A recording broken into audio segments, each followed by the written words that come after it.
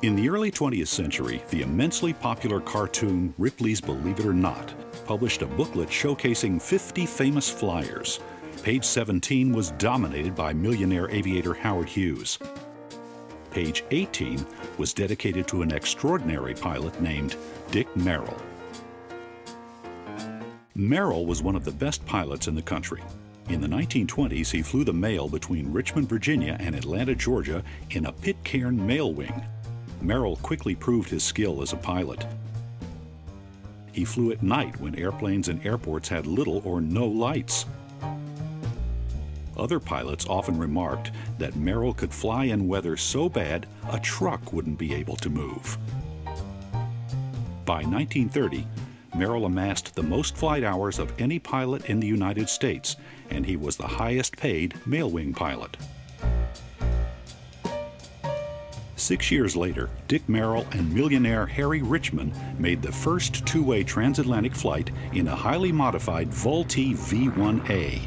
Empty spaces in the plane were filled with over 41,000 ping-pong balls, so the plane would float if it ditched in the ocean.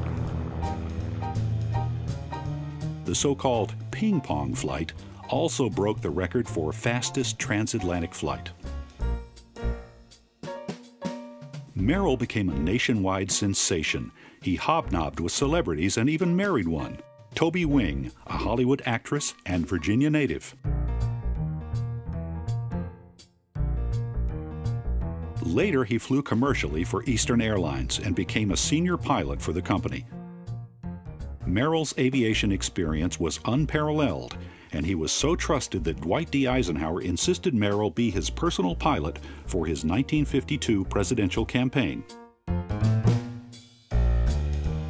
When Merrill retired from Eastern, he had flown over 36,000 hours with the airline, and overall he had more commercial flight time than anyone in the country. But he did not stop flying.